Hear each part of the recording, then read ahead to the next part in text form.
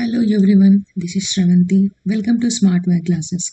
As of now, we have discussed part 1 of public finance and part 2 also. In that we covered definitions from the beginning, definitions nunchi capital receipts, okay na? Public expenditure, revenue expenditure and capital expenditure అంటే ఏంటి, disinvestment అంటే ఏంటి, ప్రైవేటీకరణ అంటే ఏంటి, privatisation అంటే ఏంటి, difference between PSUs and central PSUs అంటే ఏంటి, ఇవన్నీ మనం నేర్చుకున్నాం. ఓకేనా. సో టుడే సెషన్లో టాపిక్స్ వచ్చేసి physical deficit, budget deficit, revenue deficit, primary deficit and types of budget. ఈ డెఫిసిట్లు చాలా ఇంపార్టెంట్. లాస్ట్ టైం ఇందు నుంచి క్వశ్చన్స్ అడిగారు, ఫార్ములా బేస్డ్ క్వశ్చన్స్ అడిగారు యూపీఎస్సీలో. సో మోర్ ఫోకస్ చేయాలి ఈ డెఫిసిట్లో. ఓకేనా. Next begin the session. ఏంటి అసలు ఎలా ఉంటాయి ఈ డెఫిసిట్స్ అనేవి. ఫస్ట్ అవి మనం తెలుసుకునే ముందు ఈ plan versus non plan expenditure budget అంటే ఏంటి. Plan versus non plan. Name itself indicates, name itself plan versus non plan. ఈ plan versus non plan expenditure అనేవి 2017 బిఫోర్లో సపరేట్గా చేసేవాళ్ళు అనమాట. అప్పుడు మనకి ప్లానింగ్ కమిషన్ ఉండేది, రైట్. సో ప్రైమరీ సెక్టార్కి ఎంత, సెకండరీ సెక్టార్కి ఎంత, టెర్షియరీ సెక్టార్కి ఎంత ఎక్స్పెండిచర్ అలొకేట్ చేయాలి అనేవి ఇలా అన్నీ చూసుకునేవాళ్ళు. బట్ ఆఫ్టర్ 2017కి అదంతా ఈ ప్లాన్ బడ్జెట్ సపరేట్ చేయడం, నాన్ ప్లాన్ బడ్జెట్ సపరేట్ చేయడం మానేశారు. సో కానీ మనకి బ్యాక్గ్రౌండ్ తెలిసి ఉండాలి. దట్స్ వై నేను ఈ సెషన్లో పెట్టింది ఫస్ట్ ఏంటంటే plan versus non plan expenditure budget అంటే ఏంటి, right. So what is plan budget? Plan budget is a detailed forward looking financial road map outline expected income and expenses and resource allocation for a specific period of time. That is monthly కావచ్చు, quarterly కావచ్చు, annually కావచ్చు. It means it act as a benchmark to compare against actual spending ఎంత ఉన్నాయి, allowing organisation to manage cash flow and what are the priorities setting by organisations and ensure financial feasibility for practices.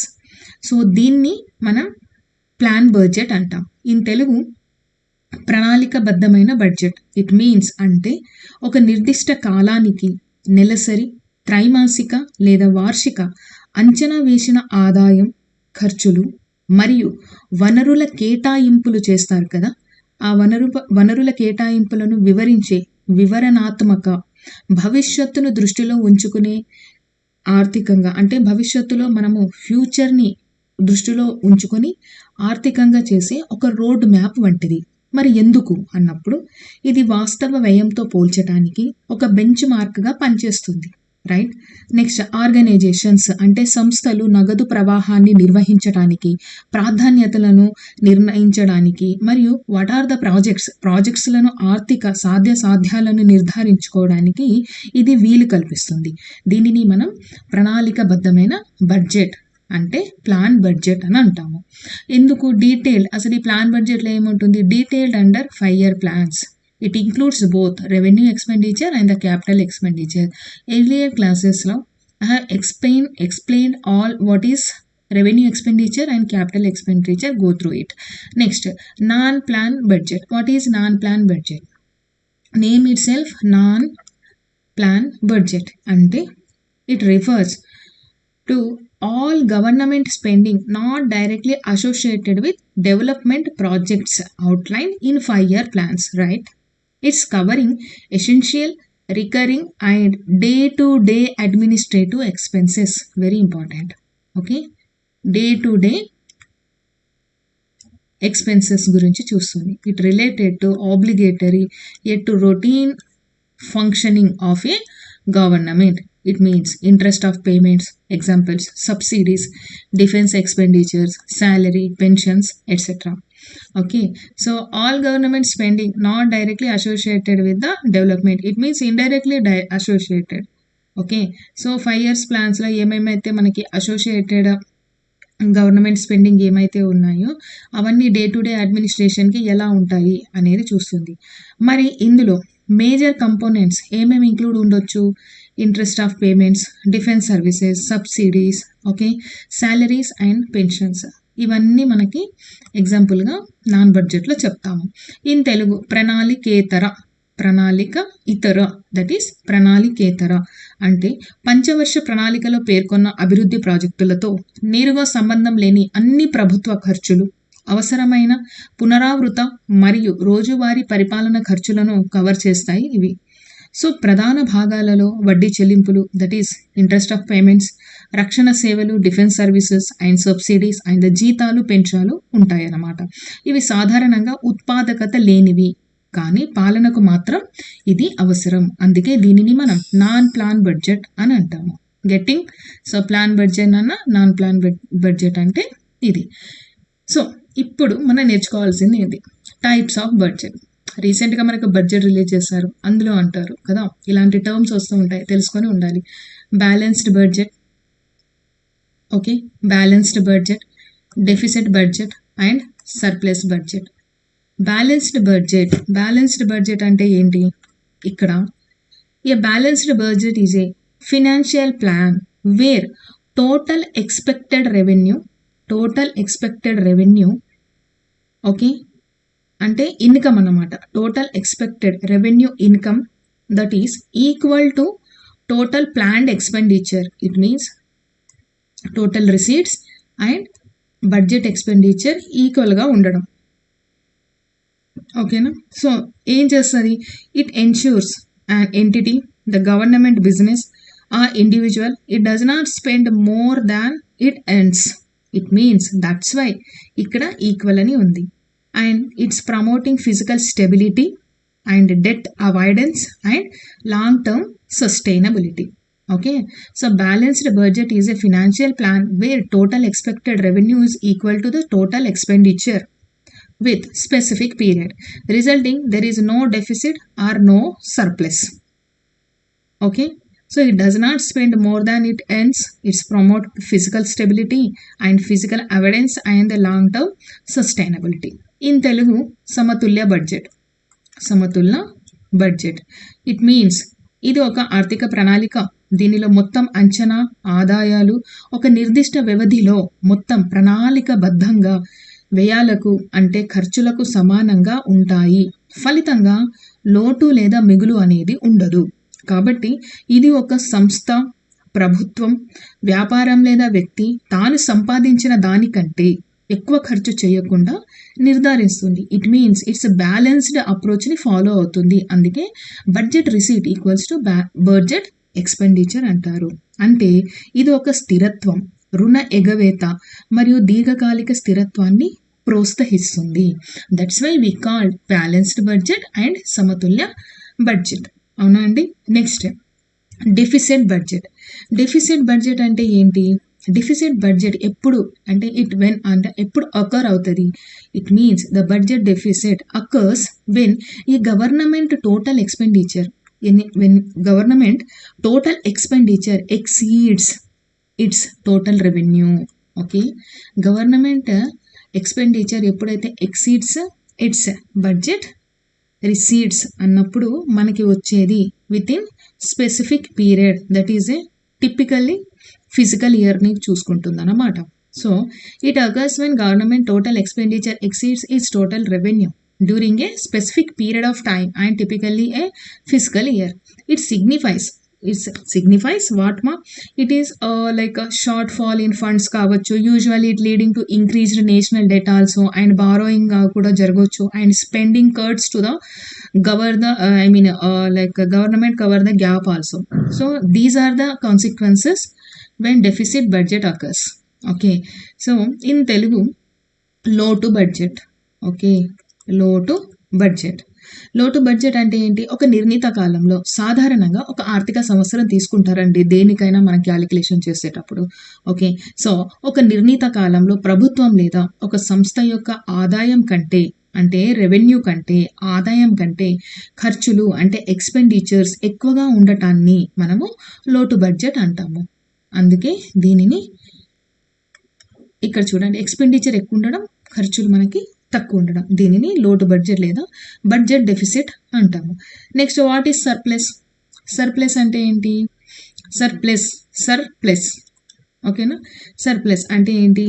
It occurs when an entity total income or revenue exceeds its total expenses or expenditure over a specific period of time in a physical year.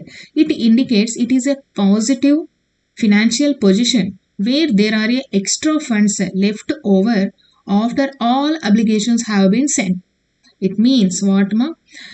మనకి surplus ఉంటుందన్నమాట. Surplus అనేది ఉంటుంది అంటే ఏంటి? మిగులు budget. అన్ని ఖర్చులు పోను మనకి మిగలడం అనమాట. ఓకే. ఒక ఆర్థిక సంవత్సరంలో ప్రభుత్వం లేదా సంస్థ యొక్క అంచనా ఆదాయం వారి మొత్తం ఖర్చుల కంటే ఎక్కువగా ఉండే ఆర్థిక స్థితి.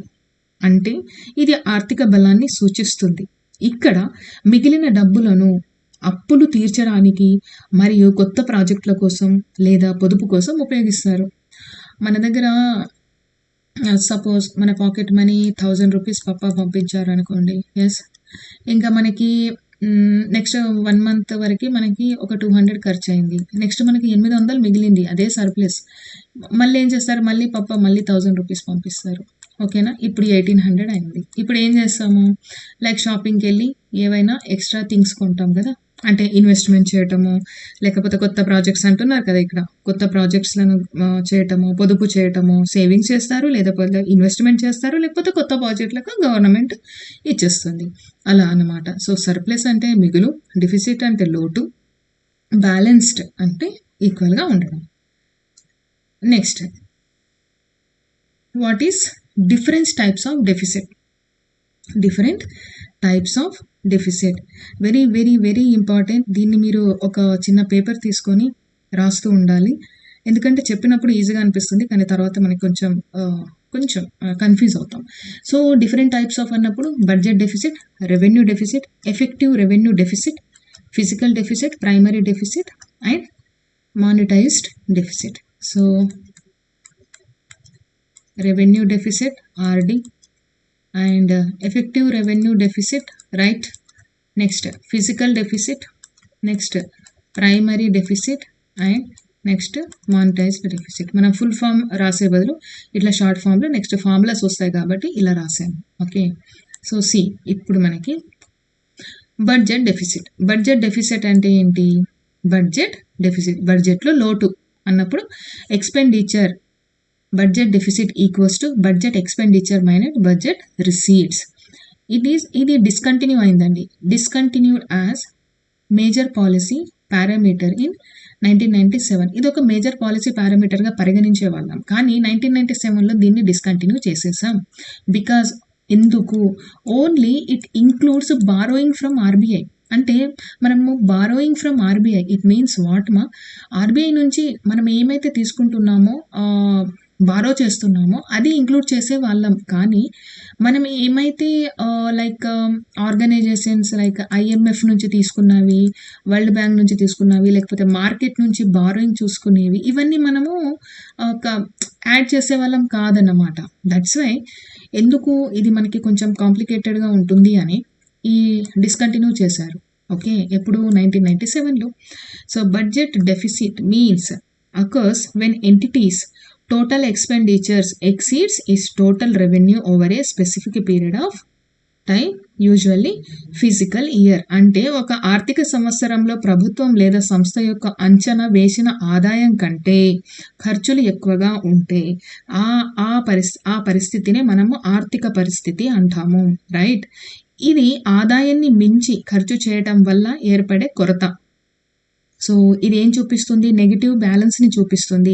ఇది తరచుగా రుణాలు లేదా అప్పుల ద్వారా భర్తీ చేయబడుతుంది. So this is about budget deficit. అంటే బ్యాలెన్స్డ్ అంటే budget expenditure minus budget receipt.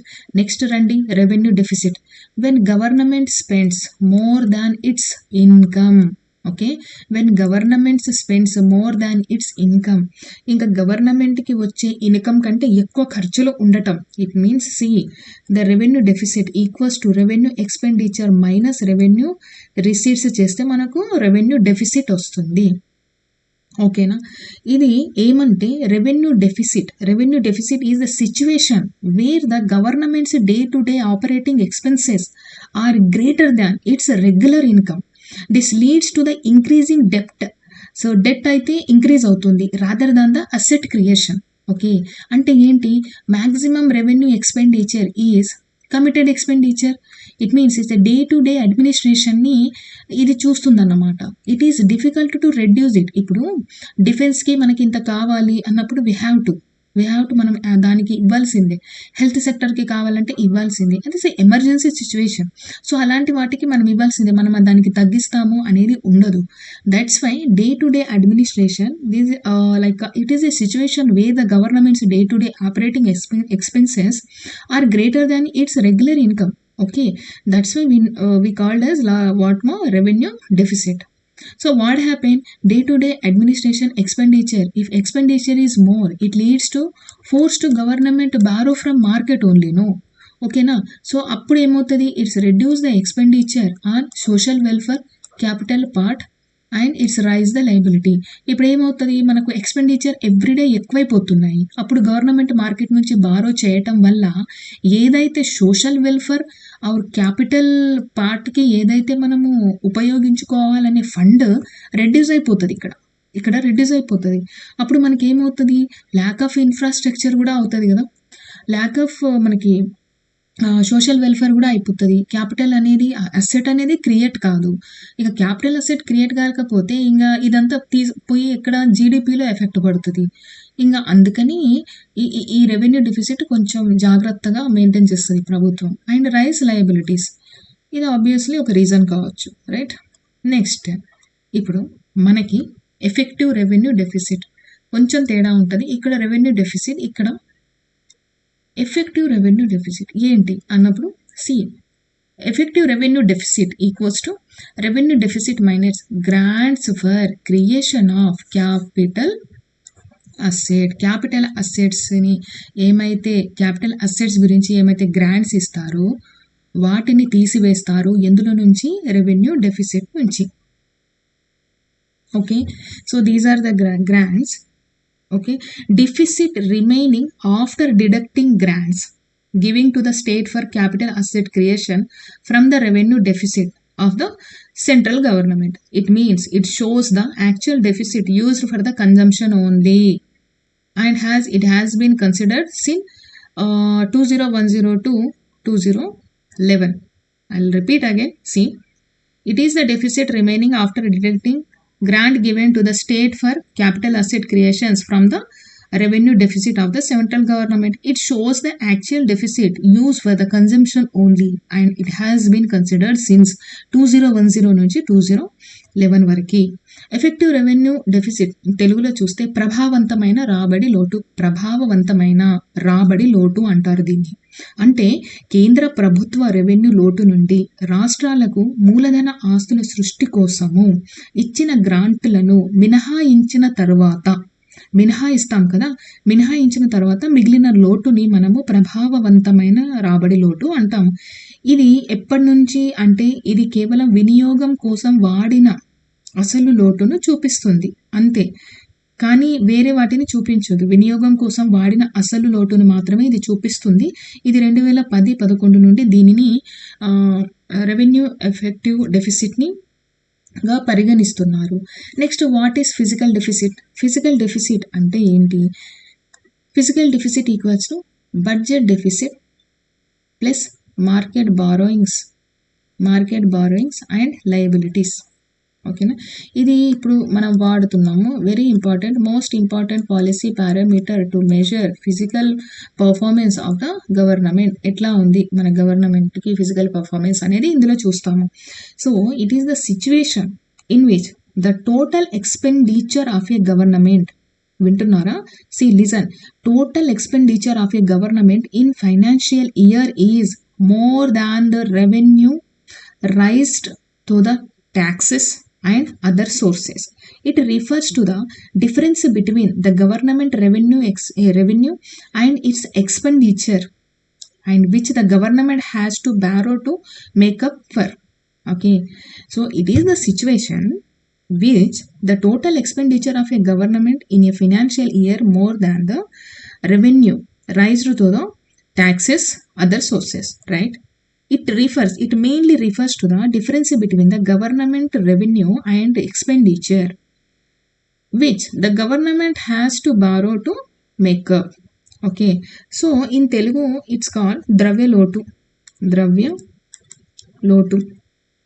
అంటే ఒక ఆర్థిక సంవత్సరంలో ప్రభుత్వం చేసే మొత్తం ఖర్చులు, పన్నులు మరియు ఇతర మార్గాల ద్వారా వచ్చే ఆదాయం కంటే ఎక్కువగా ఉన్న పరిస్థితి. అంటే ఇది ప్రభుత్వ ఆదాయానికి వ్యయానికి మధ్య ఉన్న వ్యత్యాసాన్ని చూపిస్తుంది. దీనిని భర్తీ చేయడానికి ప్రభుత్వం అప్పులు కూడా తీసుకోవాల్సి వస్తుంది. ఓకేనా? సో దీనిని మనము ద్రవ్యలోటు అంటాము. Next, what is primary deficit? Primary deficit అంటే ఏంటి?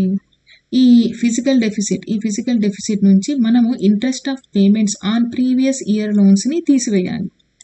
ఓకేనా? సబ్స్ట్రాక్ట్ చేయాలి from fiscal deficit minus interest payments on previous loans. It is introduced in 1993-1994 budget.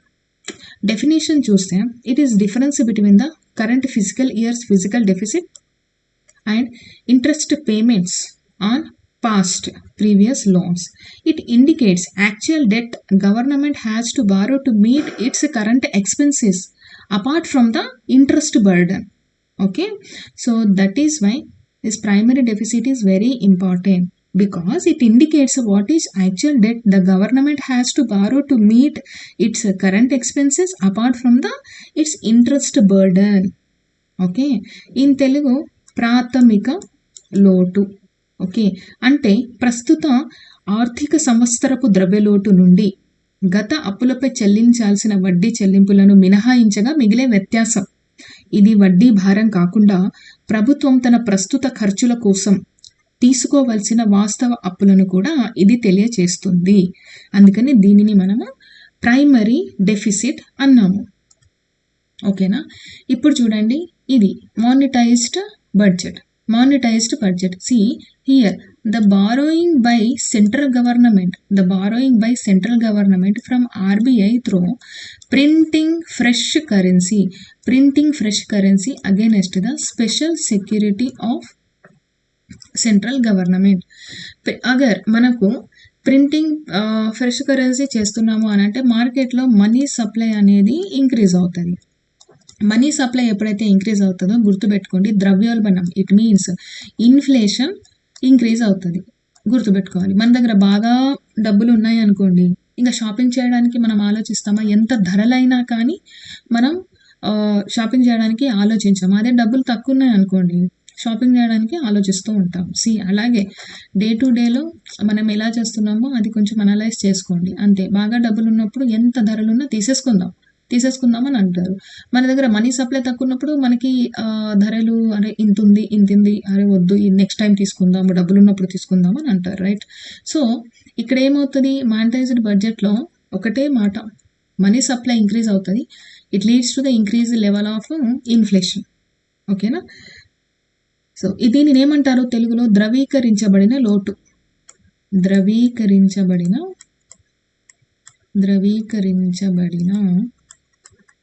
లోటు. ఓకే, అంటే ఇక సింపుల్గా చెప్పాలి అని అంటే ప్రభుత్వం తన ఖర్చుల కోసం అవసరమైన డబ్బును రిజర్వ్ బ్యాంకు నుండి అప్పుగా తీసుకుంటుంది. దానినే మనం మానిటైజ్డ్ డెఫిసిట్ అంటాము. The process where A central bank purchases government bonds directly in the primary market to fund government spending and essentially printing money to cover debt. It acts as a last resort finance method that increase the money supply. It's leading to the high inflation and also known as the debt monetization. I'll repeat again. So this is the process where the central government purchase government bonds directly in the primary market to fund government spending, essentially printing money to cover debt. It acts as a last resort financing method that increases the money supply, leading to the high inflation, and it's also known as the debt monetization. In Telugu, in simple way, the ప్రభుత్వం ఖర్చుల కోసం అవసరమైన డబ్బును reserve bank నుండి అప్పుగా తీసుకోవడం. Some of the examples I have given, I written here.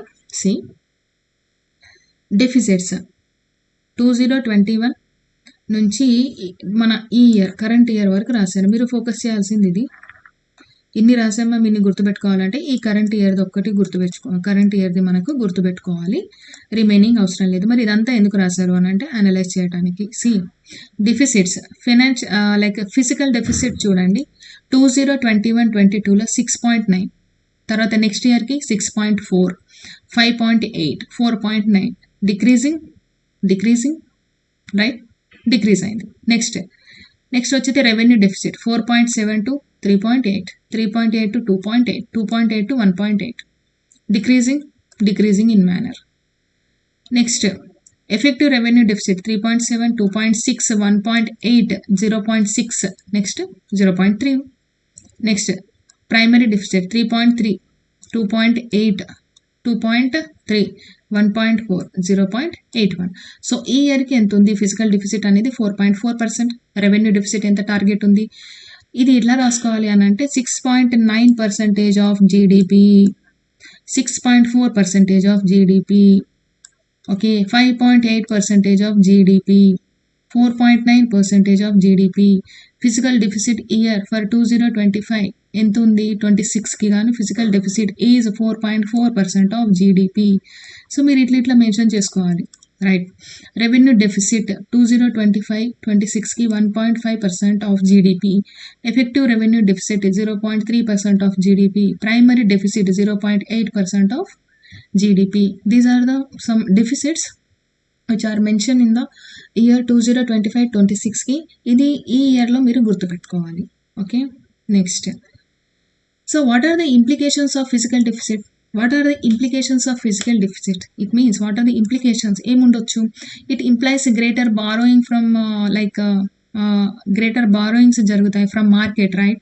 So greater borrowings by central government from market and it's leads to the inflation and it affects the GDP growth and it leads to the crowding out effect. It means large borrowing avadam by government, and it reduce the availability of funds for private sector. ఎప్పుడైతే crowding out effect ఉంటుందో దానికి government బాగా borrow చేసింది, అప్పులు బాగా తీసుకుంటుంది from market అన్నప్పుడు, అప్పుడు private sector infrastructure development what ever it is related to private sector, it is reduce the availability of the funds. That's why the crowding out effect is implication అనేది చెప్తారు fiscal డెఫిసిట్కి. And next వచ్చేసి credit worthiness of government falls. Credit worthiness of government falls. Next, what are the measures? మరి ఏం చేసుకోవచ్చు? What are the measures to check fiscal deficit? So by reducing public expenditure, okay, rationalised సబ్సిడీస్ని చేయాలి. Next curtail avoidable expenditure. Next increasing revenue, by increasing revenue. Next increase the tax base also and checking tax evasions, okay, checking tax evasions. These are the measures which is taken by the fiscal deficit. So మనకి ఇప్పుడు ఇవన్నీ what are the measures, reducing అంటే ఎలా అంటే ఏమేమి check చేసుకోవాలి అని అంటే ఎలా రెడ్యూస్ అవుతున్నాయి పబ్లిక్ ఎక్స్పెండిచర్, రేషనలైజ్డ్ సబ్సిడీస్ ఉన్నాయా, కర్టైల్ చేయాలి, ఎక్స్పెండిచర్ని తగ్గించాలి, ఇంక్రీజింగ్ రెవెన్యూ చేయాలి, ఇంక్రీజింగ్ ట్యాక్స్ బేస్ చేయాలి, చెకింగ్ ట్యాక్స్ ఎవేజన్స్. ట్యాక్స్ ఎగవేతలు చాలా జరుగుతున్నాయి కదా, ట్యాక్స్లు కట్టుకుంటూ తిరుగుతున్నారు. సో అవన్నీ మనం చెక్ చేస్తూ ఉండాలి. సో అప్పుడు మనకి ఏమవుతుంది, ఇదంతా ఈ measurement and what ever is implications అనేవి మనం కొంచెం తగ్గించడానికి అవకాశం ఉంటుంది.